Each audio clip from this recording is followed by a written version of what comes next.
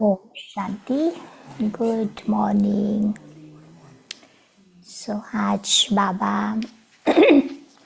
आया है अपने बच्चों को बेफिक्र बादशाह बनाने के लिए।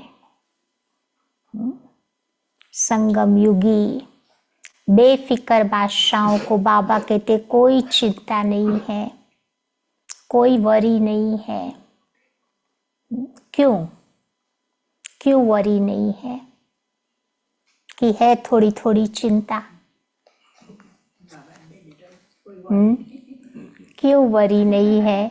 क्योंकि बाबा ने हम बच्चों को बहुत इजी युक्ति बताई है। वो युक्ति है मेरे को तेरे में बदलने की। बाबा का है, तेरा है करते करते बाबा कहते सारी फिक्र से फारिग हो जाते हैं, फ्री हो जाते हैं। दूसरी बात आज बाबा बता रहे हैं कि बाबा से हम बच्चों को कितने खजाने मिले हैं। कौन कौन से खजाने मिले हैं?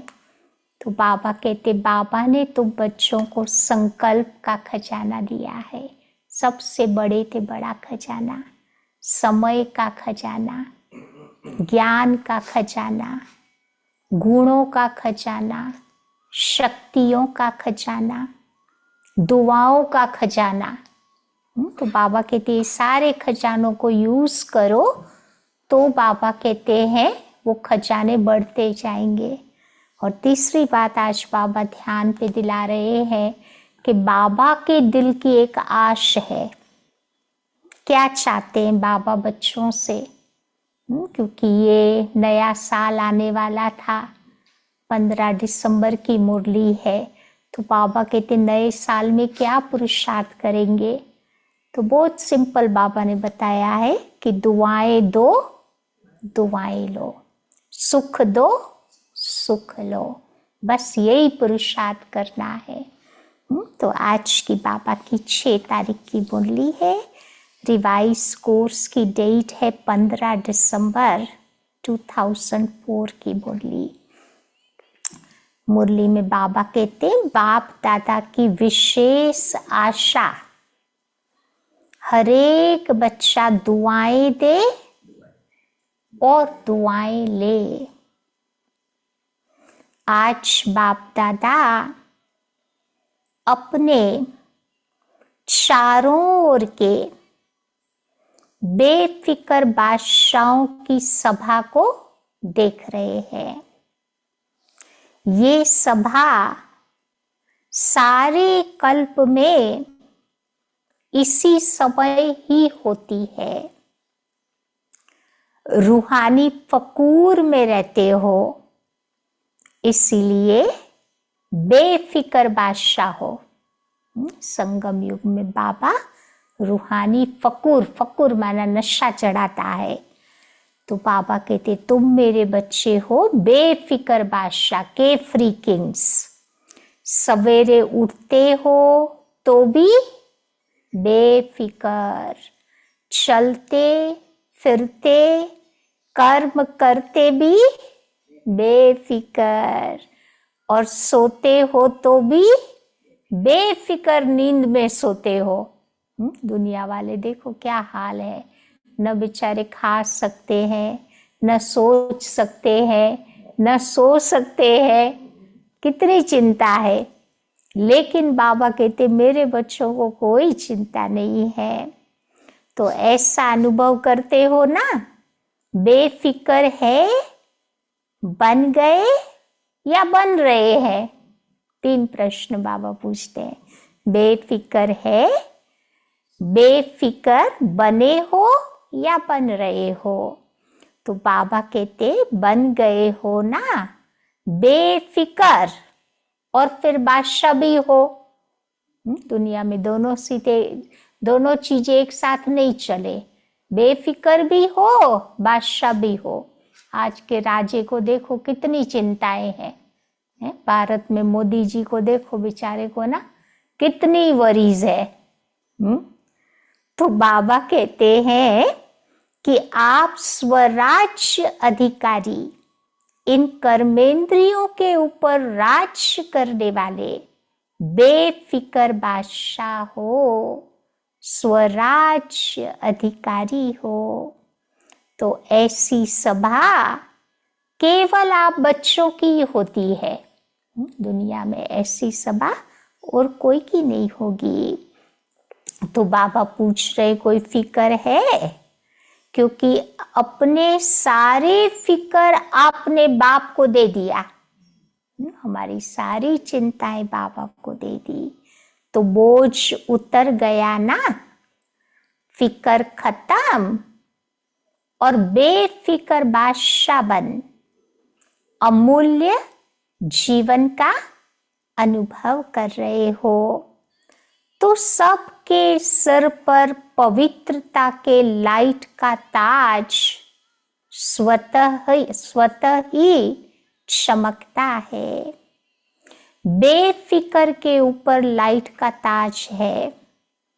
अगर समझो कोई फिक्र करते हो, कोई बोझ अपने ऊपर उठा लेते हो, तो मालूम है सिर पर क्या आ जाता है?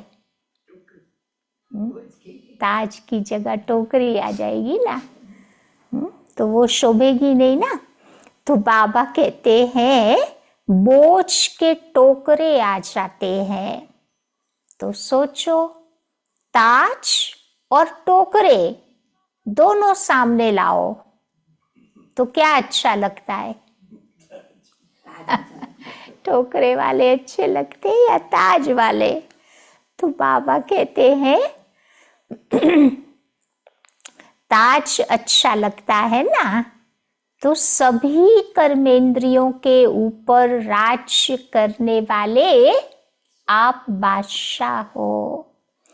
पवित्रता लाइट का ताजधारी बनाती है। इसलिए अपने यादगार जड़ चित्रों में भी आपको डबल ताज दिखाया है। देवी देवताओं का चित्र देखते ना, लाइट का, प्यूरिटी का भी ताज है, तो रतन जड़ित ताज भी है। तो बेफिक्र बादशाह स्वराज्य अधिकारी भी कोई नहीं बना, क्योंकि पवित्रता की शक्ति माया जीत, कर्मेंद्रिय जीत बना देती है। तो बेफिक्र बादशाह की निशानी कौन सी दिखाई देगी? जिनको कोई वरी चिंता नहीं है, उनकी निशानी कौन सी दिखाई देगी? उनके जीवन में कौन सी बात दिखाई देगी? तो बाबा कहते हैं कि ऐसी आत्माएं सदा स्वयं भी संतुष्ट और औरों को भी संतुष्ट करने वाले हैं। कभी भी कोई अप्राप्ति है ही नहीं जो असंतुष्ट हो। तो जहां अप्राप्ति है वहां असंतुष्टता है, और जहां प्राप्ति है वहां पर संतुष्टता है। तो ऐसे बने हो ना, चेक करो। सदा सर्व प्राप्ति स्वरूप संतुष्ट है। देखो गायन भी आपका है कि अप्राप्त नहीं कोई वस्तु, देवताओं के नहीं, ब्राह्मणों के खजाने में। ब्राह्मणों के पास सबसे सब कुछ है, देवताओं से भी ऊंचे हैं ब्राह्मण। तो संतुष्टता जीवन का श्रेष्ठ श्रृंगार है, श्रेष्ठ वैल्यू है।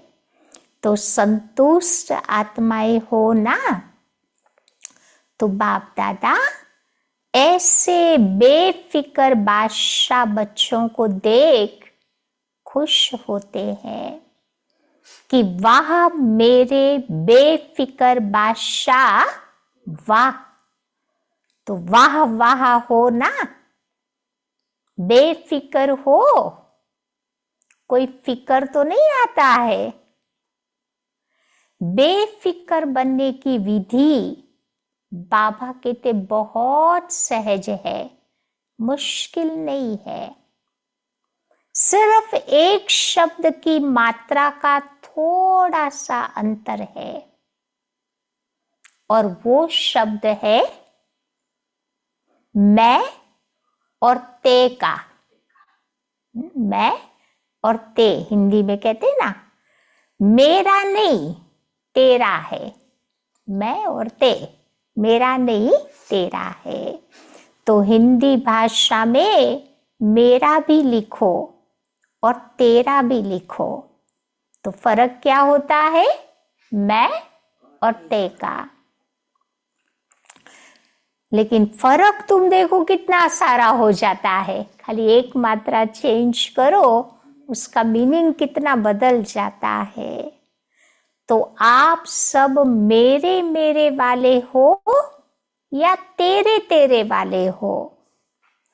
मेरे को तेरे में परिवर्तन कर लिया, नहीं किया है तो कर लो। मेरा मेरा अर्थात क्या बन जाते? मेरा मेरा करने से मेरा मेरा करने से माया का दास बनते, फिर उदास बन जाते। मेरा मेरा करने से फिर उदास बन जाते, फिर माया के दास बन जाते हैं। तो उदास होंगे ना, उदासी अर्थात माया के दासी बनने वाले। लेकिन आप तो मायाजीत हो, माया के दास तो नहीं हो ना, तो उदासी आती है। कभी कभी उसका भी टेस्ट कर लेते हो। क्यों?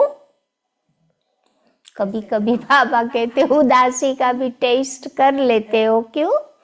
क्योंकि 63 जन्म उदास रहने का अभ्यास है ना, भक्ति मार्ग के 63 जन्म बाबा कहते उदास रहने का अभ्यास है।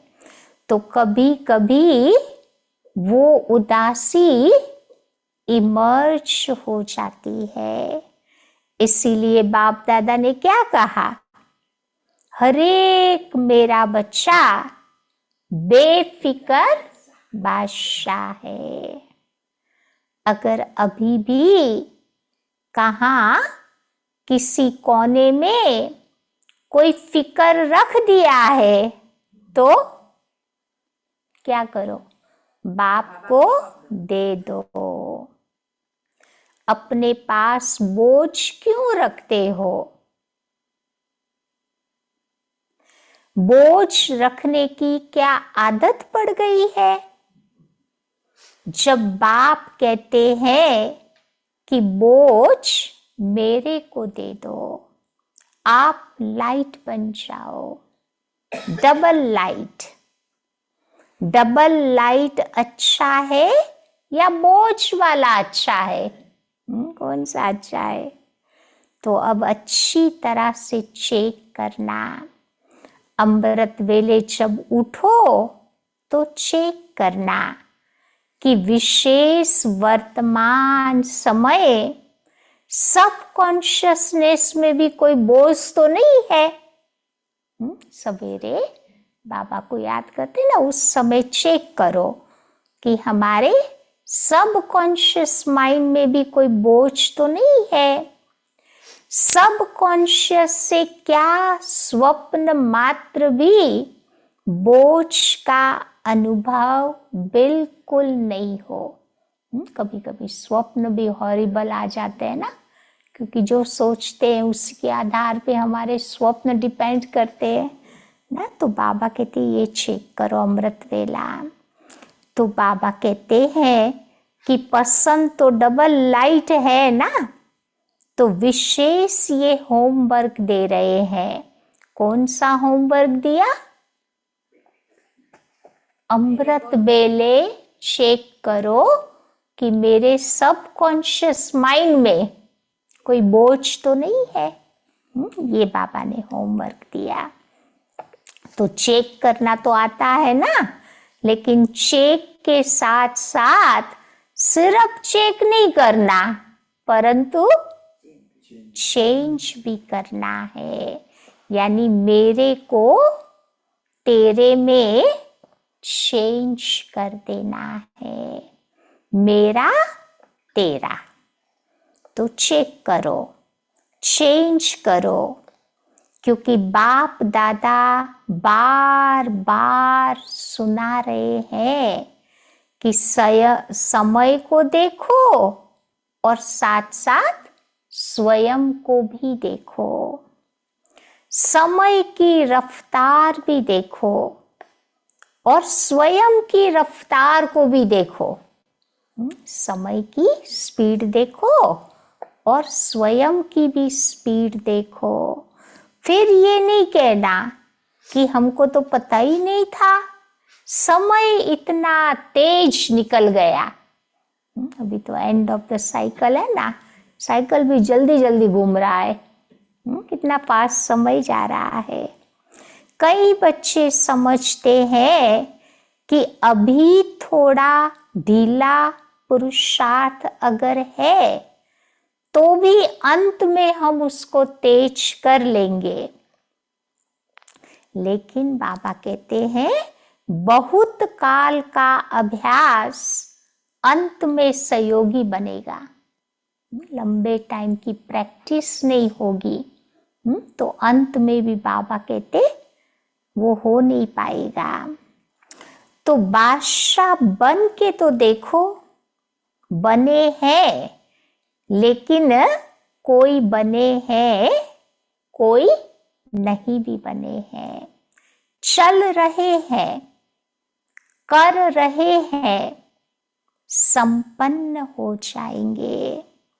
अब चलना नहीं है, करना नहीं है, लेकिन अब उड़ना है।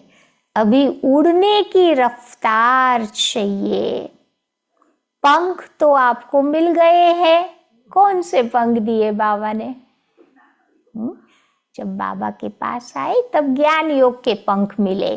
फिर थोड़ा आगे बढ़े तो उमंग, उत्साह और हिम्मत के पंख सबको मिले हुए हैं। और बाप दादा का वरदान भी है। वो वरदान याद है? कौन सा वरदान बाबा ने दिया हिम्मत के पर? कि हिम्मत का एक कदम आपका और 1000 कदम बाबा का। क्योंकि बाप का बच्चों से दिल का प्यार है। तो प्यार वाले बच्चों की बाप मेहनत नहीं देख सकते। मोहब्बत में रहो तो मेहनत समाप्त हो जाएगी। तो क्या मेहनत अच्छी लगती है? थक तो गए हो ना? 63 जन्म भटकते भटकते, मेहनत करते करते थक गए हैं, थक गए थे। तो बाप ने अपनी मोहब्बत से भटकने के बजाय आपको 3 तख्त के मालिक बना दिया। भटक रहे थे, कोई रास्ता नहीं मिल रहा था, तो बाबा ने अपने आप अपना बनाकर हमें 3 तख्त का मालिक बना दिया। कौन से 3 तख्त जानते हो? एक है अकाल तख्त निवासी भी हो, भृगुटी रूपी तख्त, जहां आत्मा बैठी है, तो सोल कॉन्शियसनेस का तख्त। दूसरा है बाप दादा के दिल तख्त नशीन भी हो, और भविष्य विश्व राज्य के तख्त नशीन भी हो। तो बाप दादा सभी बच्चों को तख्त नशीन देख रहे हैं। ऐसा परमात्मा दिल तख्त सारे कल्प में अनुभव नहीं कर सकेंगे। ये जो 3 तख्त बाबा ने दिए हैं, बाबा कहते वो सारे कल्प में अनुभव नहीं होंगे। तो तख्त को छोड़ना नहीं है। देह अब भान में आए अर्थात मिट्टी में आ गए। तो ये देह भी तो मिट्टी है ना। तख्त नशीन बने तो फिर बादशाह बन गए। बादशाह बैठता है ना तख्त पर, तो तख्त नशीन बने तो बादशाह बन गए। तो बाप दादा सभी बच्चों के पुरुषार्थ के चार्ट को चेक करते हैं। 4 ही सब्जेक्ट में कौन कौन कहाँ तक पहुंचा है। 4 सब्जेक्ट की बात कर रहे हैं, ज्ञान, योग, धारणा, सेवा। तो बाप दादा ने हरेक बच्चे का चार्ट चेक किया कि बाप दादा ने बच्चों को जो खजाने दिए हैं वो सर्व खजाने कहाँ तक जमा किए हैं। तो पापा ने आज जमा का खाता चेक किया, क्योंकि खजाने बाप ने सबको एक जैसे, एक जितना दिया है। कोई को कम, कोई को ज्यादा, ऐसे नहीं दिया है। तो खजाने जमा होने की निशानी क्या है? खजाने का तो मालूम है ना। सबसे बड़े ते बड़ा खजाना बाबा ने दिया है, वो है बड़े ते बड़ा खजाना है, वो है संकल्प का खजाना, श्रेष्ठ संकल्प का खजाना। तो संकल्प भी तो खजाना है ना।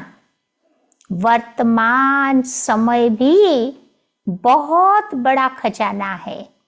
संगम युगी समय, वो भी बाबा कहते बड़ा खजाना है, क्योंकि वर्तमान समय में जो कुछ प्राप्त करना चाहो, जो वरदान लेना चाहो, जितना अपने को श्रेष्ठ बनाना चाहे, उतना समझो अभी बना सकते हो। अब नहीं तो कब नहीं, नाउ और नेवर। तो जैसे संकल्प के खजाने को व्यर्थ गवाना अर्थात अपने प्राप्तियों को गवाना, ऐसे ही समय के 1 सेकंड को भी व्यर्थ गवाया, सफल नहीं किया, तो फिर बहुत कुछ गवाया। तो पहले बाबा ने बताया संकल्प का खजाना, फिर बताया समय का खजाना, फिर उसके साथ में ज्ञान का खजाना, गुणों का खजाना, शक्तियों का खजाना, हर आत्मा और परमात्मा द्वारा दुआओं का खजाना,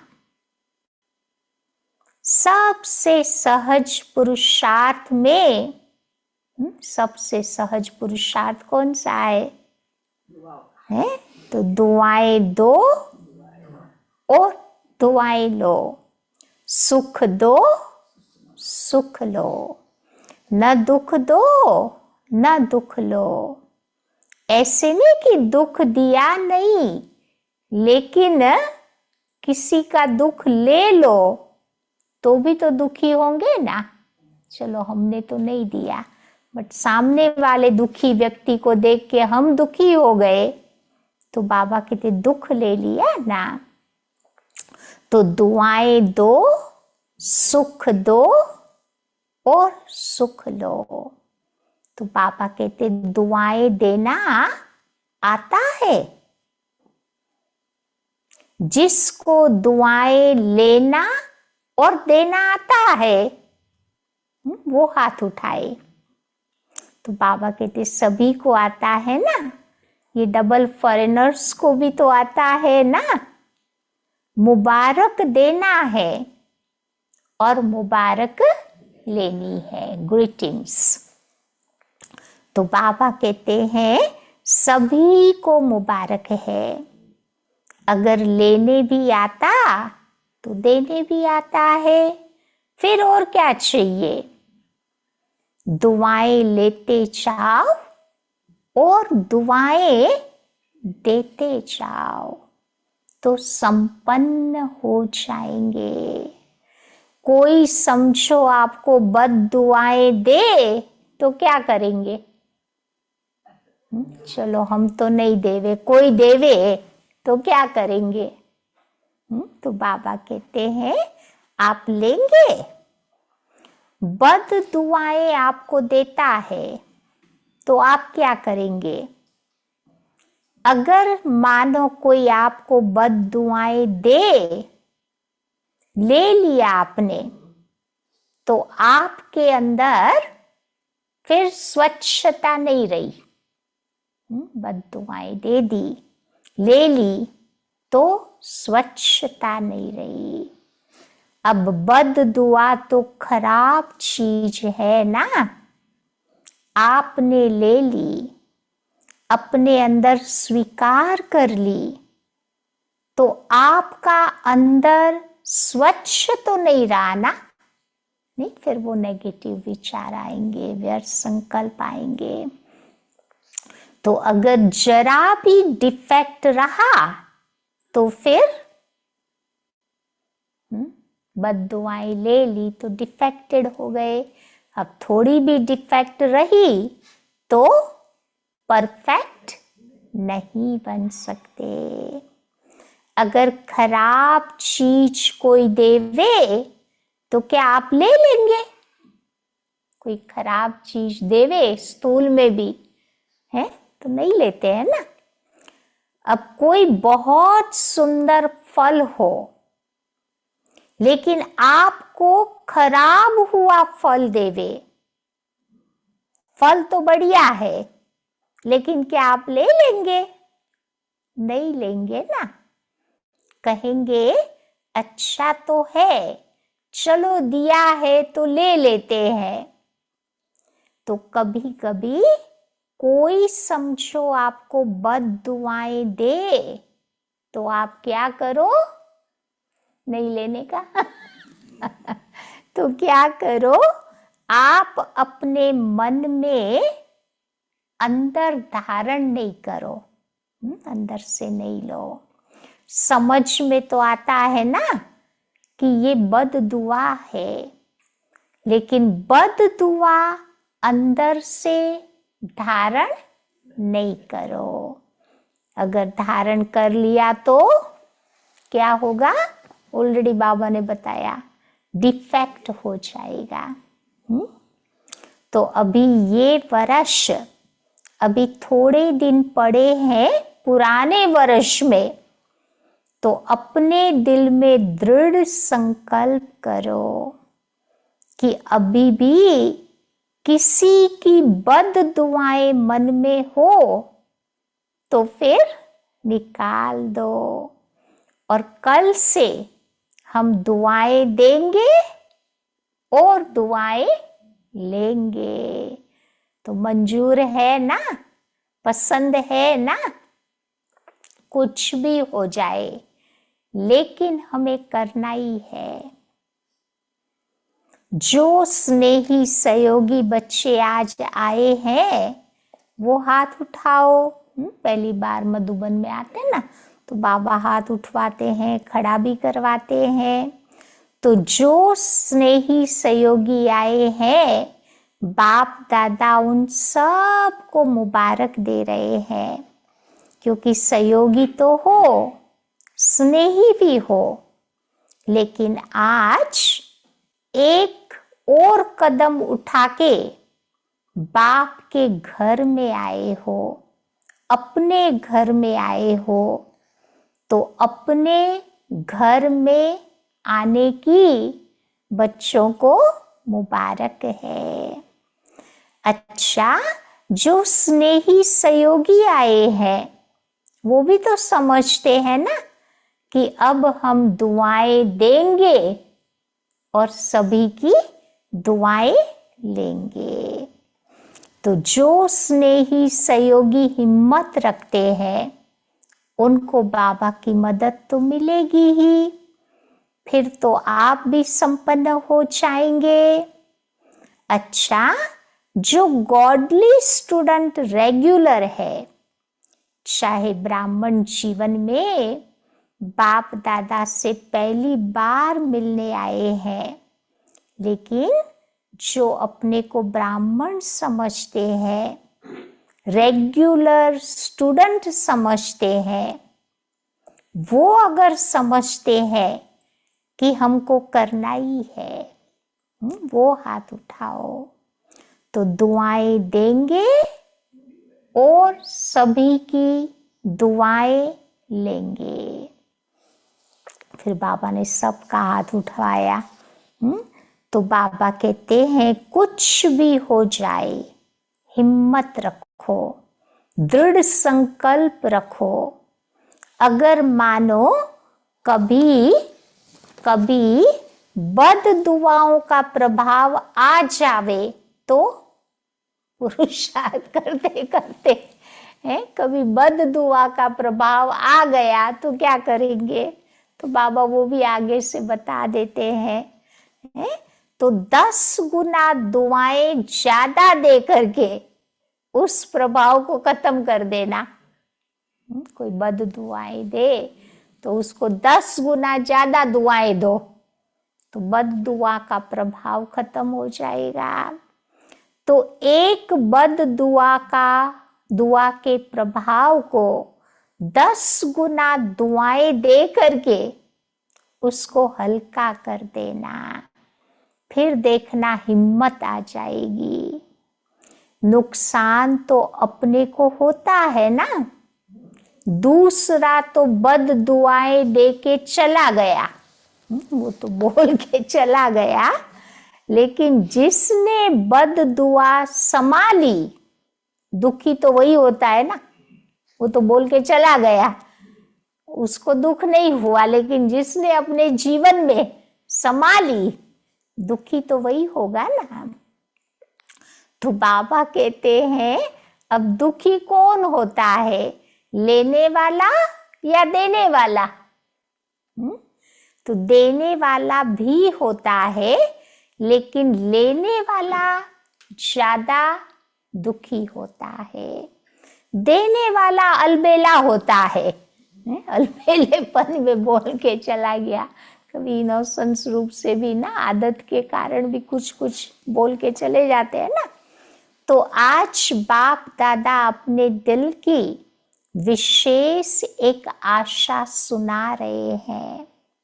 बाप दादा की सभी बच्चों के प्रति, एक एक बच्चे के प्रति, चाहे देश के हैं चाहे विदेश में है, चाहे सहयोगी है, क्योंकि सहयोगियों को भी परिचय तो मिला है ना। तो जब परिचय मिला है तो परिचय से प्राप्ति भी तो करनी चाहिए ना। तो बाप दादा की यही आशा है। कौन सी बाप दादा के दिल की आशा है?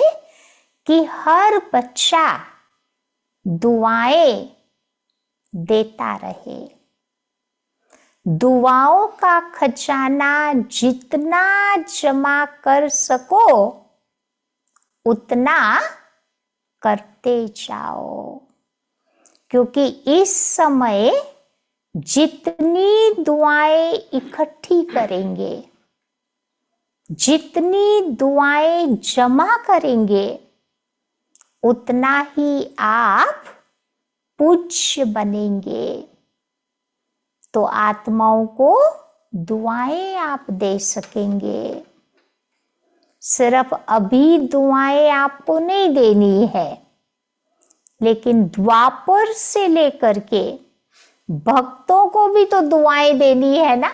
अभी तो देनी है संगम में, लेकिन द्वापर युग से तो बड़ा भारी काम करना है।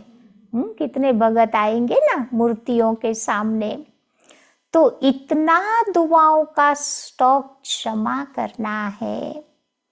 आप तो राजा बच्चे हो ना, बाप दादा हरेक बच्चे को राजा बच्चा देखता है, कोई कम नहीं देखते। बाप दादा की आशा अंडरलाइन की। तो बाबा कहते बाप दादा ने 6 मास का होमवर्क भी आप सबको दिया है, याद है। लेकिन ये दृढ़ संकल्प की रिजल्ट 1 मास की देखेंगे, क्योंकि नया वर्ष जल्दी जल्दी शुरू होने वाला है ना। ये बाबा की 15 दिसंबर की मुरली थी, तो 2 ही वीक बचा था नए वर्ष की। तो बाबा ये पुरुषार्थ की बात कर रहे हैं, दुआएं देने का, लेने का। तो बाबा कहते हैं जो पहली बारी मधुबन में पहुंचे हैं वो हाथ उठाओ। देखो बाप दादा को तो सदा नए बच्चे बहुत प्यारे लगते हैं, लेकिन नए बच्चे जैसे वृक्ष होता है ना, उसमें जो छोटे छोटे पत्ते निकलते हैं, वो पत्ते चिड़िया को भी बहुत प्यारे लगते हैं। झाड़ के नए नए पत्ते, अभी ऑटम आएगा ना, फिर बाबा कहते वो नए पत्ते निकलेंगे, तो वो चिड़िया को भी प्यारे लगते हैं।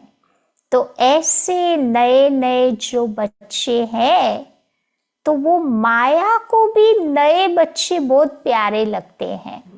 बाबा को भी प्यारे लगते, तो माया को भी प्यारे लगते हैं। इसीलिए हरेक जो नए हैं वो हर रोज अपने नवीनता को चेक करना कि आज के दिन में हमने अपने में क्या नवीनता लाई, कौन सा विशेष गुण, कौन सी विशेष शक्ति अपने में विशेष धारण की। तो चेक करते रहेंगे ना, स्वयं को परिपक्व करते रहेंगे तो सदा सेफ रहेंगे, अमर रहेंगे। तो अमर रहना और अमर पद पाना ही है, समझा। तो ऐसे चारों ओर के बेफिक्र बादशाहों को, सदा रूहानी फकूर में रहने वाले श्रेष्ठ आत्माओं को, सदा प्राप्त हुए खजानों को जमा खाते में बढ़ाने वाले तीव्र पुरुषार्थी आत्माओं को, सदा एक समय में तीनों प्रकार की सेवा करने वाले श्रेष्ठ सेवादारी बच्चों को बाप दादा का याद, प्यार और पदम पदम पदम गुना याद, प्यार और नमस्ते। बच्चों का भी याद, प्यार और नमस्ते। आज का वरदान है, सर्व शक्तियों को ऑर्डर प्रमाण अपना सहयोगी बनाने वाले प्रकृति जीत भव। सर्व शक्तियों को ऑर्डर प्रमाण अपना सहयोगी बनाने वाले प्रकृति जीत भव। सबसे बड़े ते बड़ी दासी प्रकृति है। जो बच्चे प्रकृति जीत बनने का वरदान प्राप्त कर लेते हैं, उनके ऑर्डर प्रमाण सर्व शक्तियां और प्रकृति रूपी दासी भी कार्य करती है। प्रकृति माना शरीर भी प्रकृति है, तो नेचर भी प्रकृति है। अगर प्रकृति जीत बनेंगे तो शरीर भी हमारा साथ देगा पुरुषार्थ करने में, और वो प्रकृति भी मदद करेगी। जब बाबा के बच्चे बाहर निकलते हैं तो देखते ना, सडनली वेदर बदल जाता है, बारिश रुक जाती है ना, तो वो प्रकृति भी सहयोग करती है। कब? जब हमारा दृढ़ संकल्प है तो। लेकिन बाबा कहते, यदि प्रकृति जीत बनने के बजाय अलबेलेपन की नींद में व अल्पकाल की प्राप्ति के नशे में व व्यर्थ संकल्पों के नाच में मस्त होकर अपना समय गंवाते हो, तो शक्तियां भी ऑर्डर पर कार्य नहीं कर सकती। कभी हम लेजी बन जाते हैं, केयरलेस बन जाते हैं, तो फिर बाबा कहते हैं शक्तियां काम नहीं करेगी। इसीलिए पहले चेक करो कि मुख्य संकल्प शक्ति, निर्णय शक्ति और संस्कार की शक्ति तीनों ही मेरे ऑर्डर में है। पावरफुल संकल्प करना पड़े, निर्णय शक्ति और संस्कार की शक्ति, तीनों को ऑर्डर में रखना है। स्लोगन, बाप दादा के गुण गाते रहो तो बाबा के गुणों के गीत गाते रहो तो स्वयं भी गुण मूर्त बन जाएंगे। जो सोचेंगे वो आ जाएगा जीवन में। किसी के अब गुणों के गीत गाएंगे तो फिर वो आ जाएंगे, गुणों के गीत गाए तो गुण आ जाएंगे। आज का अव्यक्त इशारा है, कंबाइंड सेवा के बिना सफलता असंभव है। ऐसे नहीं कि जाओ सेवा करने और लौटो तो कहो कि क्या करे, माया आ गई, मूड ऑफ हो गया, डिस्टर्ब हो गए। इसीलिए अंडरलाइन करो कि सेवा में सफलता या सेवा में वृद्धि का साधन है स्व की सेवा और सर्व की कंबाइंड सेवा। इसीलिए बाबा कहते हैं कि सेवा करते करते बाबा के साथ कंबाइंड रहो। कंबाइंड होंगे तो कभी बाबा कहते डिस्टर्ब नहीं होंगे, मूड ऑफ नहीं होगा, और बाबा की सेवा को भी हम अच्छी तरह से कर पाएंगे। समझा? तो आज बाबा ने क्या बताया, क्या याद रखेंगे?